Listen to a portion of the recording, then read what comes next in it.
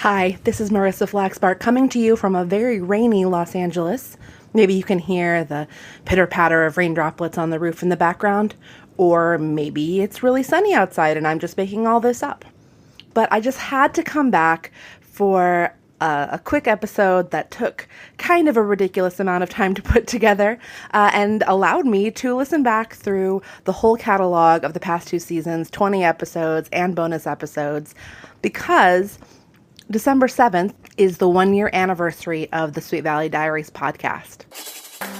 Even though I've been reading and writing about Sweet Valley High novels for over a decade now, and that's not including the Sweet Valley books I read when I was an actual young girl, the podcast itself has been a totally new chapter that has been more exciting and invigorating than any before. And I just want to say thank you so much.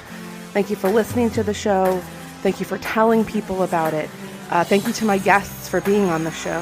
Thank you to everyone who has taken the time to rate the show on iTunes and to write some of the really lovely reviews that I have there. And if you haven't done that yet, it's never too late. Do it once, do it 10 times. Thank you just for listening. I really appreciate it, and it is wonderful to get to come to you every week, every 2 weeks with my hot takes and cold takes and funny stories and overly serious interpretations of these very, very special books. So without further ado, welcome to the Sweet Valley Diaries first anniversary special.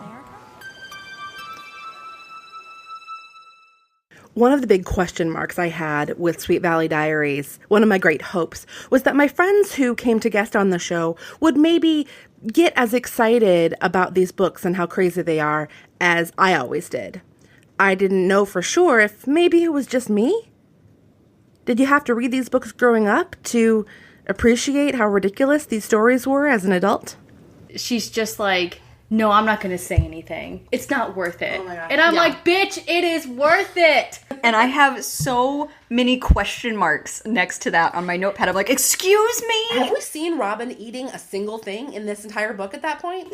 No. She's not eating all the time. She makes like one reference, I think at the very end, about how she's going to go to the buffet when she's talking to Jessica at Bruce's party. But like, I'm sorry, it's a party. You go to a buffet. There's nothing wrong with it. And that's when I started hating my best friend, Marissa Flaxbart, because there's a fucking sorority in a high school. Like, I can't. And then she's like, oh, he's getting really drunk. He's like slurring his words, blah, blah, blah. Like, oh no, a few more drinks and he can't drive. I'm like, yo, he's already drunk. He picked you up drunk. I threw the book, Marissa. I was sitting on my couch and I threw it. I threw the book. And I'm telling you, I finished this book because I love you, not because I like this book. For sneaking out of the house, she deserves poison oak. It goes on from there, but I just was like... The twins... Elizabeth is good and Jessica is when bad? When we talk about this whole ego and id thing, good twin, bad twin, it's just like... Oh my God. It always seemed like a theory. Elizabeth says the most hilarious thing that is so out of character, where Jessica... Yes, I have it underlined too. I think I know you read it. Why invite any of them, Jess? Can't the Wakefield sisters handle all those guys to themselves? Don't invite any girls. Yeah. Just invite all the boys. Yeah. How could Annie possibly be dating someone who kidnapped the twins and took them to a bar? We don't know who Ken Matthews is. Ken Matthews could be like a used car salesman, like, come on now to see Ken Matthews. Like, I don't know. Like, why can't she have an affair with Ken Matthews? Careful, listeners. Just a rumor. Yeah. As someone who's only read this one book, I wanted this moment of the sisters, like, back together. Yeah. Like, a cathartic moment that, like, needed to happen. Oh, like, is anybody gonna tell Elizabeth what she's been doing all over town for Yeah, the past like, month? I was just like, I can't believe it's over. I cannot believe the sisters are not back together and there's not gonna be, like, any of them reuniting. Everybody in the school, like, in their boy. little friend group, decides that what they should do for Suzanne is buy her a blouse. Well, no, so they arrange a meeting where they're going to go to someone's house, to Kara's house, right, to decide what they're all going to buy when they pool their money for Lila, whose party they're going to. For Lila. It's they for Lila. Take Lila's money. Because she's rich. So, I laughed out loud multiple times reading this book. Just, like, expose your feelings, guys. Exactly. It's not that hard. So this is an incredible distance for a bunch of high schoolers with no previous extensive bike riding experience to just like hop on their probably not designed for long road trip bikes and just scoot up the coast. Like, oh yeah, my mom said it'd be a good idea, so I'm going to bike 400 miles and then turn around and bike 400. It's insane. These books are fucking crazy for people to read. As they're walking into the hospital, it says like, Elizabeth is reminded of the time she was in a horrible accident and nearly died and was in a coma for 6 months. And Jessica is reminded of Annie Whitman's suicide attempt that she was probably at fault for. And it was like, whoa! That's the thing. Like, even if Todd is trying to be nice to Courtney the whole time, his intentions are good. He is completely insensitive to the emotional needs of his actual girlfriend. When she's obviously upset, he is deprioritizing her relative to this other random girl that he just met a month ago. She also kisses him a couple times, like Jessica does. Kisses Steven? Yeah, I mean, not on the mouth, but like that's like a weird, like, you know, thing that, I don't know, like I would have never been like to my brother, like, oh, because they said she passionately kisses Steven on the cheek. Yeah, they use that word. No, and I was like, what? Being confronted at holding hands, like he should have like, oh my gosh, I didn't even realize, but you're right, Liz, like I've gone too far. Like this is the teenage equivalent of like a wife walking in on her husband, like banging another chick. I'm done with Todd. I'm freaking done with him. So I'm like, yes, you two get together. Get away from Elizabeth. She deserves better. Yeah, they go to investigate at the hospital, and Carl freaks out when Jessica walks in and is like, Elizabeth, how did you get out? He screams in the middle of a hallway. What? I mean, book over. But really, she doesn't want to be talked out of going to dinner with Nicholas. Okay. That's what I think. That is an interesting theory. Because she's already danced with Nicholas a whole bunch of times. I mean, who does that at a party where your boyfriend is right there? But the opening, this girl dies from leukemia. Yeah. Immediately.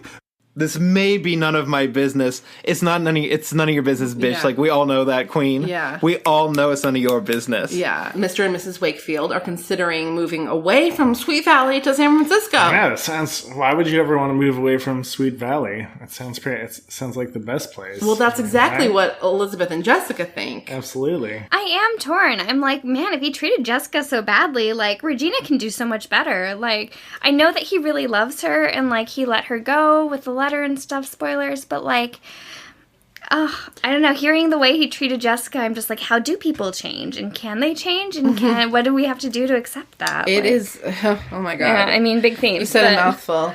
Jessica's, if I can talk to you directly, you know, no one's mad at you. We just, you know, you kind of got to step outside of yourself every once in a while and realize that the world is a big, beautiful place. This pale blue dot in the sky, and yeah, you know, you're better than that. I mean, tell me now, because I'm very curious. I even wrote it here in my notes. Is this what it's like to be a young woman? See, there it is. Aww. Full disclosure, I've been reading them since I was 13 years old, passionately, you know, under the pillow with a flashlight. That would be like a Sweet Valley high level of weird dark secret. Yeah. I don't know how Elizabeth came across to you in this book, it being your first book. book. Like a sociopath. Okay, all you Elizabeth haters out there in the listening world, I've been waiting for this to happen for 20 books now. Someone gets a bad impression of Elizabeth. She comes out like a complete crazy person. I am 100% on Jessica's side for most of this book. Okay. Love this so much. If you think you know where this story's going 5 pages in, you're wrong. Jim Martin shows up at the Wakefield's house, the dad, and nothing really happens. Nothing. The whole lead up, this whole fucking book, I felt, was leading up to the dad coming back. He runs off in a bender. Trisha talks about it. She moves in with the family because the dad is not around. You get to the point where someone rings the doorbell and she goes off and you know that it's the dad. You know that it's the dad. And the chapter ends on that cliffhanger of the dad at the front door. And then the next chapter starts and it's the next day, and you never hear the dad say a word. Listeners, we do not get so much as a conversation What between the Betsy and fuck? Martin. The paper is like something out of, like, she's basically Katharine Graham at the Washington Post in the 70s. Like, it's described as, like, in the room, like, reporters are, like, clacking away at news, like, at typewriters, and, like, you're hearing the, like, the zip and the bell of the typewriters, and it's like, people have got to file these stories. Jessica might be a monster, you know, and she might be, like, really, really hard to deal with, but as parents, your job is to deal with that, not just, like, love one child more than the other very blatantly. Also, she's 16. Yeah, like, give the girl a break. She's 16, her sister's perfect. And this is when I start realizing that I'm just reading Shakespeare. Okay, so, asked and answered. Not only did my guests feel pretty universally scandalized by the content, but reading the books in the 21st century required a little bit of careful language for some of the episodes. I keep on confusing the phrases spoiler alert and trigger warning. It's scary. I feel like I have to put a trigger warning on this episode. I think it's definitely worth it. I joke about this, but this book was kind of triggering. And this is the trigger warning part of it. Yeah, this is the trigger warning part of it. There's that whole Max thing with the rock star at the school that she gets on his motorcycle. Oh my and they're God. mad at her. I was like the most triggering thing you can do to your sister's like, I'm gonna get back on a motorcycle with this other guy. Did you want to issue your warning? Oh, that's right. Yeah. I mean, listen up, guys. I can't believe this is happening, but I'm gonna have to issue a trigger warning. It seems Jack's entire family was killed in a boating accident a few years before he came to school. Sorry, I should have given a trigger alert. I wanted the audience to be triggered. We will be discussing ridiculous tragedies. Yes. So. Some Sweet Valley High novels, and therefore some episodes of Sweet Valley Diaries, focus more or less on fashion or superstars of the era.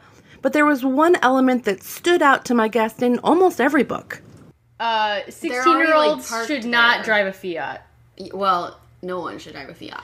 But she, parks it, and then Jessica steals it. He's a nice boy who drives a Datsun. He's not like that flashy Camaro guy. Although, Rick Andover is also not driving the Camaro at this point. Camaro? Oh, yeah. Yeah. Okay, but are we talking, 80s Camaro, or, he's got a classic 60s? I'm gonna go with 80s. There's some crazy cars in this novel. Bruce's black Porsche has a license plate on it. 1 Bruce 1. If this isn't the best little piece of character development, in one word, in one phrase, 1 Bruce 1 says volumes about this man, right? Lila Fowler drives a lime green Triumph. So sweet. It is an unmistakable car, lime green Triumph. Speaking of black, the motorcycle is also black, and Elizabeth looks at it and her inner monologue says, his choice of color disturbed her as well. Black, the color of death. Yeah. Jessica and this guy named Danny Stouffer pull up in a Trans Am. They slightly rear end this purple van, and this guy named Crunch McAllister gets out. And she hops on the back of his motorcycle, I think in her bathing suit, and just wraps her arms around him, ignoring her father yelling at her to come back, and just rides off into the sunset. It's fantastic. 20 years old. Who drives a Ferrari? Yes. Gross. In Manhattan. Disgusting. Oh, that's not normal in Manhattan? It gets very Cruel Intentions from this point on. Yes. Jessica knows way more about cars than I do. Sure. I don't know anything cars, and she's got exact make and model numbers down, memorized. She's very into it. The vehicles people drive in this series are very specific choices. Yeah, every single absolutely. one. It's always described from Todd's Datsun to the twins' red Fiat to the Fiat Spider to Bruce Patman's Porsche. It's all explained. I think we probably got a make and model for Carl's van, but I don't remember what it was. There's a lot of car description in this book. They talk about the Fiat a lot, and in the beginning, they're Nicholas. oh, he drives a Jeep, which is way better than a Porsche. I was okay. It's I think she's being sarcastic. Jessica's like, he's so rich he can afford to drive a Jeep around town. His father drives a Ferrari, of course. Todd's Datsun does not appear in this book, but he does drive a Datsun that gets I think Todd might be one of the people that doesn't have a lot of I was money, going to say, actually. yeah, Datsun, because all these other people are driving Porsches and God knows what. Yeah, Ferraris. I think that goes, why she wasn't that impressed by his Porsches, because a Porsche? Everyone has a Porsche. Well, the Marls are or a also Mercedes. super rich, so they actually... Yeah. I have a really hard time believing that Regina has never been in a Porsche, but... The cars are such a clear demarker of, like, class between all of them. I mean, someone has a Porsche. I think Bruce has a Porsche. Mm-hmm. Elizabeth drives her, like, ratty little Fiat. And I think Lila, is that her name? Lila has a Triumph. Triumph, Which yeah. I loved. I was like, I want a lime green Triumph. Like, where did that come from? Yeah, we know what kind of car, like, anybody who drives a car in this book, we know what kind of car it is. Like, make and model, and usually color. And he's got this dirty car, and it says that she steps into it as if it were a Rolls Royce. They had just come to Robin Wilson's house, and Jessica's eyes narrowed as she saw the light blue GTO in the driveway. She'd know that car anywhere, Jessica thought uneasily. It was George Warren's. Careful listeners may have noticed that a particular hotspot in the Sweet Valley, California landscape was particularly notable to pretty much every guest who read about it. They're all at the Dairy Burger. The Dairy burger, with an I. Dairy with an I. The burger and ice cream hangout that everybody hangs out at. And like, because this is still the 1950s. Later on, it's Bruce Patman who takes Jessica to the Dairy Burger and says, "Oh, it's always good to have food when you're getting bad news." Like, but he's allowed to say that and eat. But God forbid the fat girl put a single bite of food in her mouth, because then she eats all the time and Winston doesn't want to date her because he's such a fucking prize. Right. Sorry, this really triggered me. Well, no, I totally understand. And I got so mad because I was just like, are you insane? The Dairy Burger. Can we pause? I know what you're going to say. Do you know what I'm going to say? Say it. Because the spelling of dairy... Oh, that's not what I thought you were going to say. Fucks with my mind so much, and I hate it. Okay, Dairy with an I. I hate it. And I did not think that's what you were going to say, but that's because I'm inured to it. Like, I'm used to it now. This is an unusual town, and it seems to be big enough to have 2 high schools and a junior high thing, but there's no place to go except for the Dairy Burger.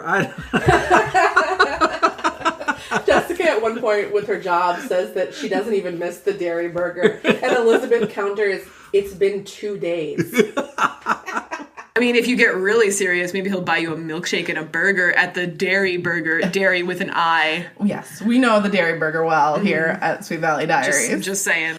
Dairy Burger. Dairy Burger. Dairy Burger. Yeah, so they meet up at Dairy Burger.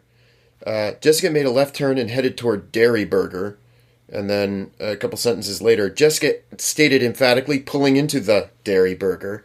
And then one sentence later, "Oh, listen," Kara informed her as they entered the Dairy Burger. Like, they really there was like a clear progression of how close they were to the Dairy Burger. It's occurring to me right now that Casey's is an ice cream parlor, and how fucked up it is that the ice cream parlor is called Casey's and the burger diner is called Dairy Burger. Yeah. Right? That's very strange. As you may be aware, Sweet Valley Diaries is currently on hiatus. Season 3 is set to begin in early 2019. Stay tuned for more dates soon, and stay subscribed so that you don't even have to worry about when the new episodes come. They'll just show up in your podcatcher.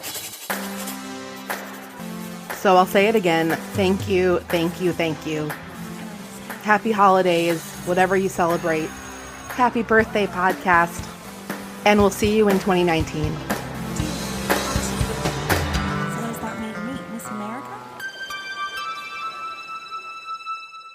It's nice to know that she hasn't forgotten about it, because sometimes it seems like she forgot that she was in a coma. Nobody mentions her kidnapping at all. It's been a weird year for the Wakefields. Seriously.